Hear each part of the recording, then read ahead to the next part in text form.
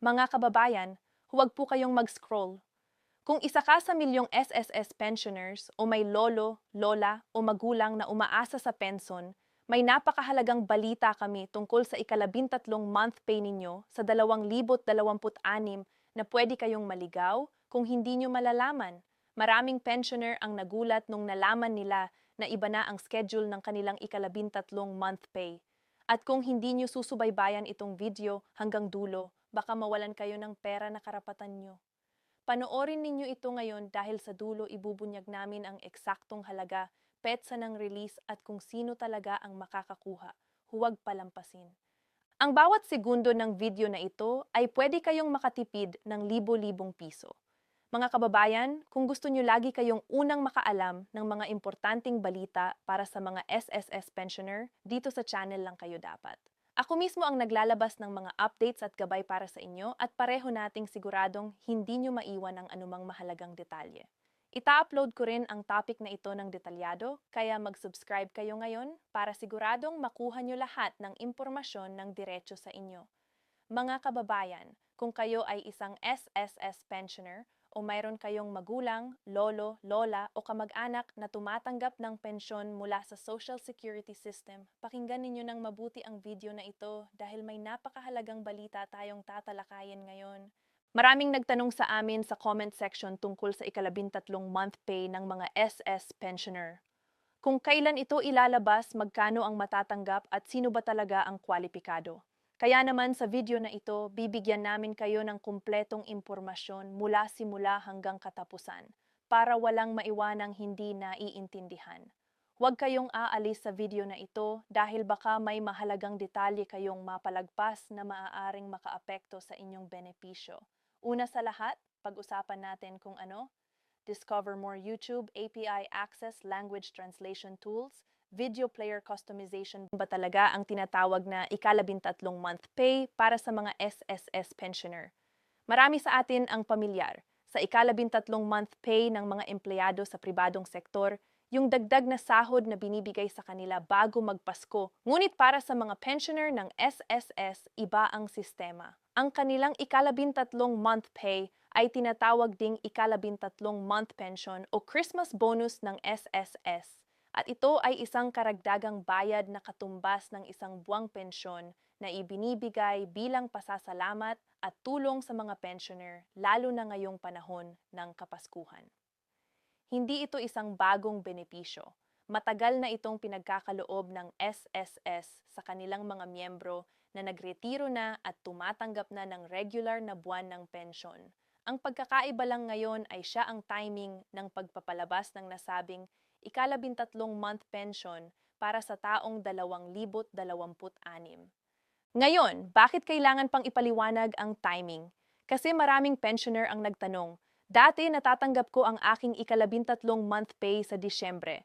Bakit ngayon sa Marso 2026 pa?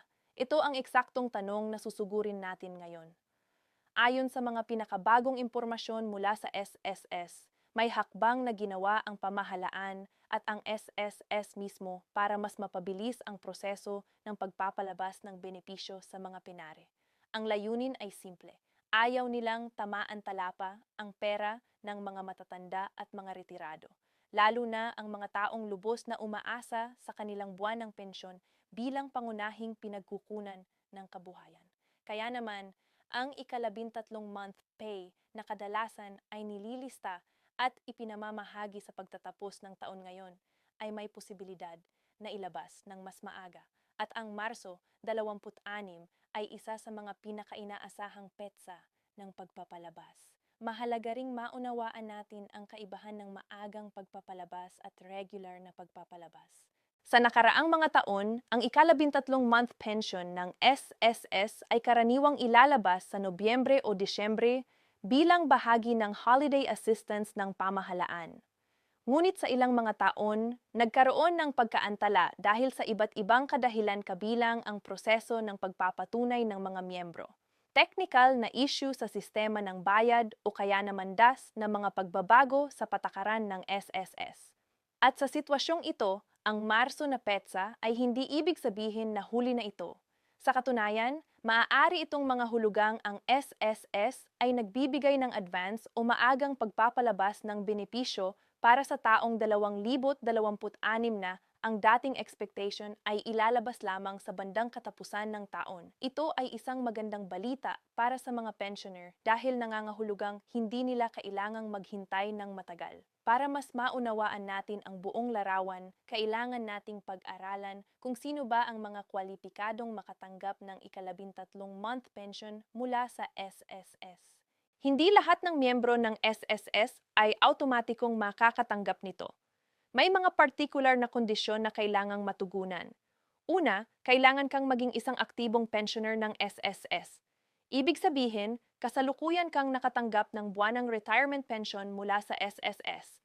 Ang mga miyembro na nag-apply pa lamang para sa pensyon o kaya naman ay nasa proseso pa ng pag-apruba ay hindi kasama sa kategoryang ito. Pangalawa, ang mga disability pensioner.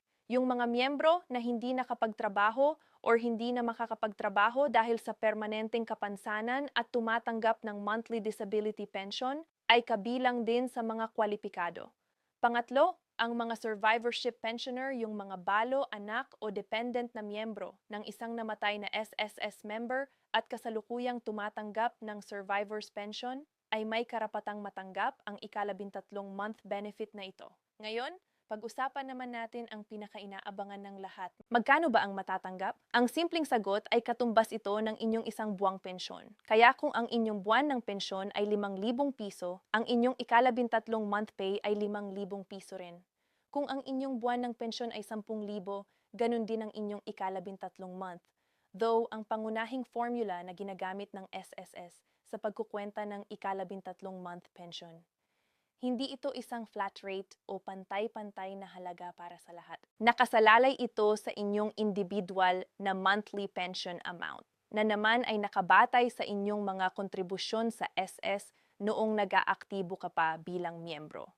Kaya naman ang mga miyembro na mas maraming naiambag sa SS at mas matagal na nagbayad ng contributions ay karaniwang may mas mataas na buwan ng pensyon at sa makatuwid ay mas malaki rin ang kanilang ikalabintatlong month pay. Ngayon ay pag-aralan natin ang kasaysayan ng ikalabintatlong month benefit ng SSS para mas maunawaan natin kung paano ito nagbago sa paglipas ng panahon. Noong mga nakalipas na dekada ang mga benepisyo ng SSS ay hindi gaanong komplikado. Isang tuwid na buwan ng pensyon lamang ang binibigay sa mga retirado. Ngunit sa paglipas ng panahon, habang lumalaki ang SSS at habang tumataas ang bilang ng mga miyembro at pensyoner, nagdagdag ang pamahalaan ng iba't ibang uri ng benepisyo para mas mapalakas ang suporta sa mga retirado. Ang ikalabintatlong month pensyon ay isa sa mga pinakamahalagang dagdag na benepisyo na ito sa ilalim ng Republic Active Siyam na Raan Siyam Naput Siyam o ang Social Security Act of 2018. Pinalakasan at pinalawig ang mga benepisyo ng SSS para sa mga miyembro. Kasama sa mga pagbabagong ito ang mas mataas na pensyon, amounts at mas malinaw na mga patakaran tungkol sa iba't ibang uri ng benepisyo. Napansin din ng maraming pensioner na sa ilang taon may karagdag ang tulong mula sa pamahalaan na ibinibigay kasabay ng ikalabintatlong month pension. Halimbawa, sa ilang pagkakataon, nagbibigay din ang DSWD or ang pamahalaan ng ayuda o financial assistance sa mga senior citizen na pensioner bilang karagdagang suporta. Ito ay hiwalay sa ikalabintatlong month pensyon ng SSS, ngunit kadalasan ay sabay-sabay na tinatanggap ng mga pensioner ang dalawang ito na nagdudulot ng mas malaking relief para sa kanila at sa kanilang mga pamilya. Ngunit para sa video na ito, ang ating focus ay ang ikalabintatlong month pension ng SSS specifically para hindi tayo malito. Isa pang mahalagang bagay na kailangan nating pag-usapan ay kung paano ibibigay ang ikalabintatlong month pension, ang proseso ng pagpapalabas at pamamahagi. Para sa mga pensioner na naka-enroll na sa SS Online Remittance or may link na bank account sa SSS, ang kanilang ikalabintatlong month pension ay automatikong ide-deposit sa kanilang account. Hindi na kailangan pang pumunta sa SSS branch or mag-apply para dito. Ito ay auto-credited. Ibig sabihin, dumidiretso na ito sa inyong account ng walang karagdagang hakbang mula sa inyo. Ito ay isa sa mga pinakamaginhawang aspeto ng modernisasyon ng SSS.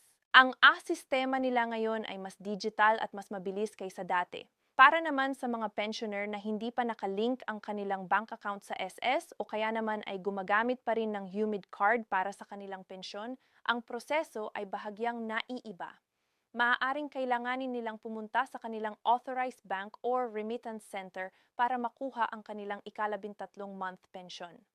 Mahalaga rin na matiyak na ang inyong contact information sa SSS, numero ng telepono, email address at home address ay updated at wasto para matanggap ninyo ang mga abiso at notifikasyon mula sa SSS tungkol sa inyong mga benepisyo, kasama na ang ikalabintatlong month pension. Ngayon, para sa mga pensioner na gumagamit ng SSS mobile app o may SSS account online, merong maginhawang paraan para matrack ang inyong pension disbursement. Sa pamamagitan ng app website, makikita ninyo ang kasaysayan ng inyong mga natatanggap kung kailan nag-Reki credit ang inyong buwanang pensyon at kung mayroon ng impormasyon tungkol sa ikalabintatlong month pension payout. Lubos na inirerekomenda ng SS na mag-register ang lahat ng kanilang pensioner sa online na sistema para mas madaling ma-access ang kanilang account information at ma-update ang kanilang personal na datos. Mahalaga ring pag-usapan ang tungkol sa mga pensioner na nasa probinsya o sa mga lugar na malayo sa mga SSS branches. Para sa kanila, maaring mas mainam na gumamit ng remittance services o mga rural banks na may kasunduan sa SSS para sa pamamahagi ng pension payments. Ang SS ay may malawak na network ng partner, banks at financial institutions sa buong Pilipinas, kasama na ang Land Bank, DBP, BDO, BPI at marami pang iba.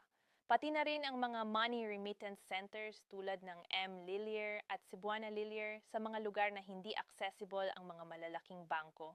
Ang layunin ng SSS ay tiyaking maaabot ang benepisyo ng bawat penenser kahit saan sila naroroon sa bansa. Pag-aralan din natin ang ilang karaniwang tanong at maling akala tungkol sa ikalabintatlong month pension ng SSS. Una, maraming pensioner ang nagtatanong, kailangan ba akong mag-apply para sa ikalabintatlong month pension? Ang sagot ay hindi.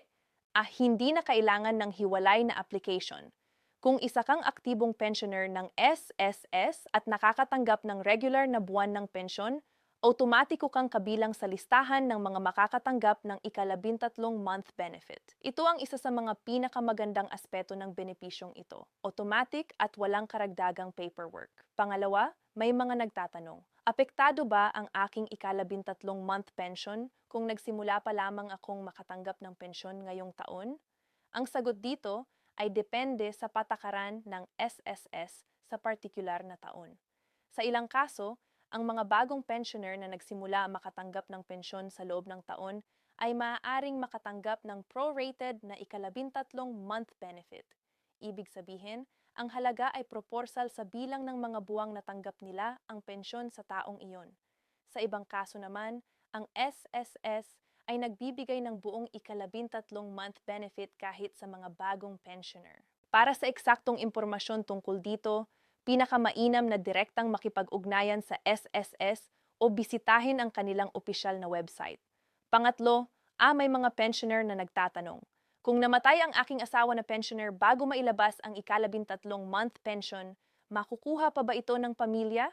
Ito ay isang sensitibong tanong, ngunit mahalaga sa pangkalahatan. Ang mga benepisyo na dapat sana ay natanggap ng pensioner, ngunit hindi natanggap dahil sa kaniyang pagpanaw, ay maaaring maklaim ng mga designated na beneficiary o tagapagmana ng pensioner, ngunit may proseso na kailangang sundin para maklaim ito. Kailangan ng mga dokumento tulad ng death certificate proof of relationship ang iba pang papeles na hihilingin ng SSS.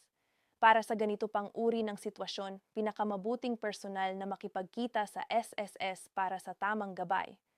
Ngayon, pag-usapan naman natin ang isang paksang mahalagang maunawaan ng mga pensioner at ng kanilang mga pamilya, ang kaibahan ng SSS, ikalabintatlong month pension, at ng GSSI, ikalabintatlong month pension.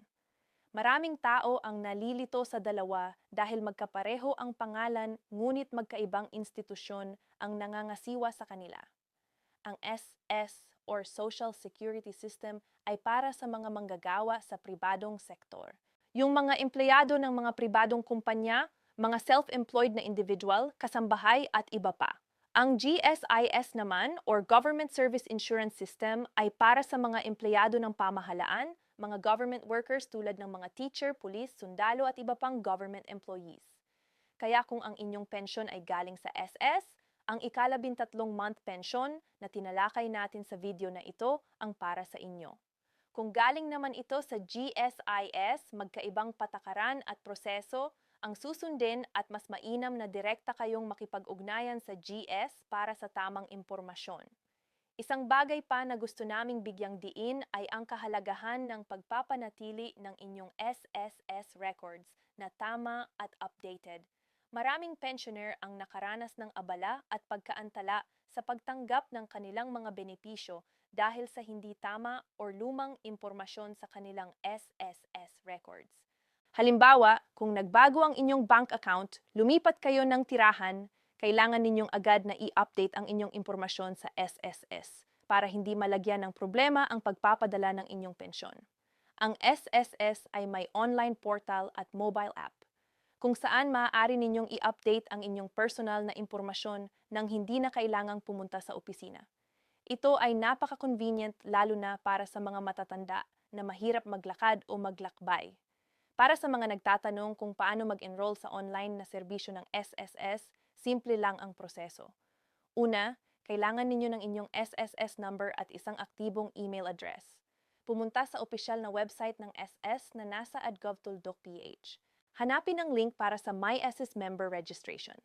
Sundin ang mga hakbang sa registration at pagkatapos ay meron na kayong access sa inyong account.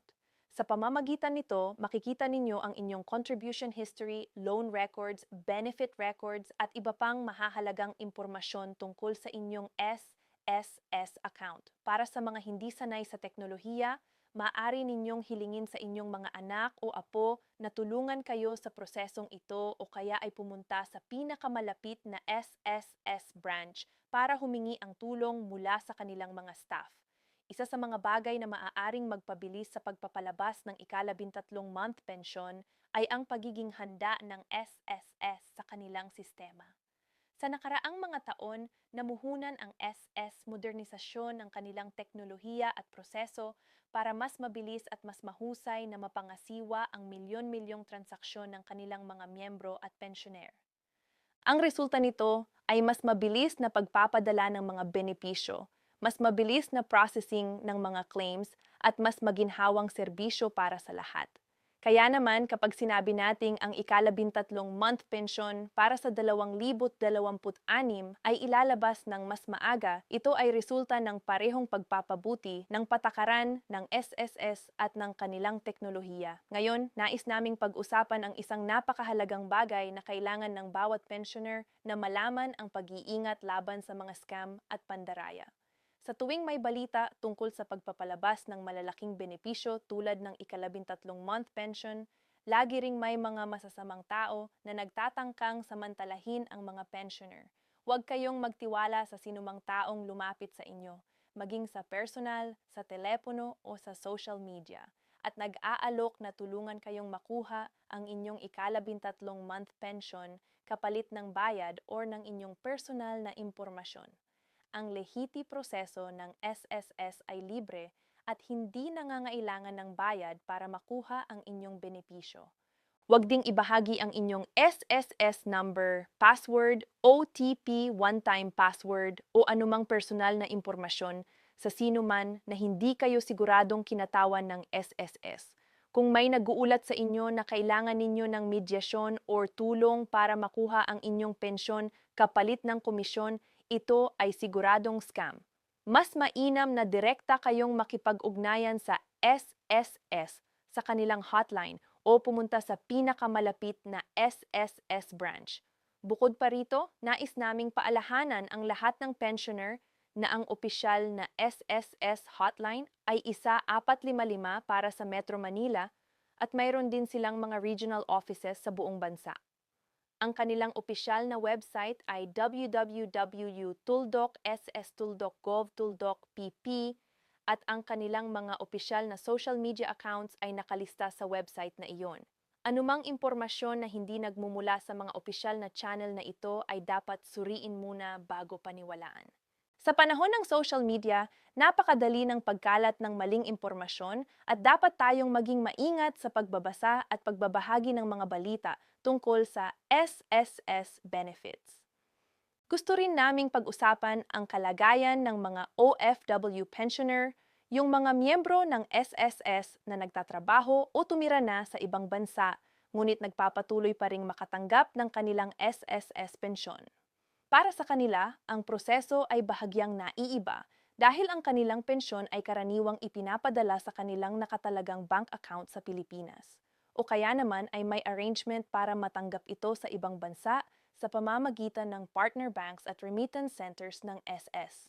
Ang ikalabintatlong month pension nila ay dapat ding automatikong mailabas kasabay ng iba pang pensioner, ngunit mahalagang tiyakin nila na ang kanilang SSS records ay naglalaman ng tamang bank account or remittance details para hindi malagyan ng abala ang pagtanggap ng kanilang benepisyo.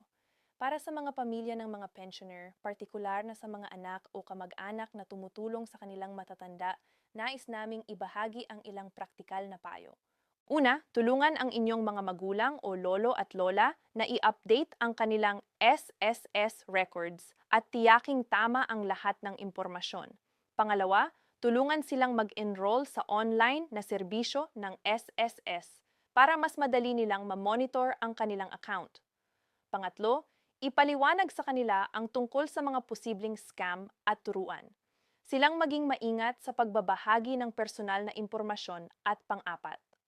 Samahan sila sa SSS branch kung kailangan nila ng tulong sa anumang proseso o transaksyon. Ang pakikilahok ng pamilya sa mga ganitong usapin ay malaking tulong hindi lamang sa mga matatanda kundi sa buong pamilya. Nais din naming banggitin ang kahalagahan ng regular na pag-check ng inyong pension amount. Sa bawat taon, maaaring magbago ang halaga ng inyong buwan ng pensyon dahil sa iba't ibang dahilan, kabilang ang mga adjustment na ginagawa ng SSS, batay sa economic conditions o kaya naman ay mga pagbabago sa inyong personal na sitwasyon tulad ng pagbabago sa bilang ng dependents. Kung napansin ninyo na ang inyong buwan ng pensyon ay hindi tama o mayas na hindi ninyo naiintindihan agad na makipag-ugnayan sa SSS para maipaliwanag at maayos ang issue, huwag hayaang matagal bago harapin ang gayong mga problema. Mas madaling ayusin ang mga issue kung mas maaga silang nahaharap. Habang tinatapos na natin ang video na ito, nais naming buod ang mga pinakamahalagang punto na inalakay 11. Ang ikalabintatlong month pension ng SSS para sa 126 ay isang karagdagang benepisyo na katumbas ng isang buwang pensyon at ilalabas para sa lahat ng kwalipikadong pensioner ng SSS. Ang mga kwalipikado ay ang mga retirement pensioner, disability pensioner at survivorship pensioner. Ang halaga ay katumbas ng inyong regular na buwan ng pensyon. Ang pagpapalabas ay inaasahang gagawin sa Marso Infantes na mas maaga kaysa sa tradisyonal na Noyembre o Disyembre na pagpapalabas. Ingo proseso ay automatiko para sa mga may nakatalagang bank account sa SSS. Hindi na kailangang mag-apply ng hiwalay at higit sa lahat, mahalaga ang pag-iingat laban sa mga scam at ang pagpapanatili ng inyong SS records na tama at updated. Ang bawat pisong pensyon na natatanggap ng ating mga matatanda ay resulta ng kanilang matagal na pagtatrabaho at pagsasalansan ng mga kontribusyon sa SSS. Ito ang kanilang naipon mula pa sa kanilang mga taon ng pagiging aktibong manggagawa at nararapat lamang na matanggap nila ito ng buo at nasa tamang oras.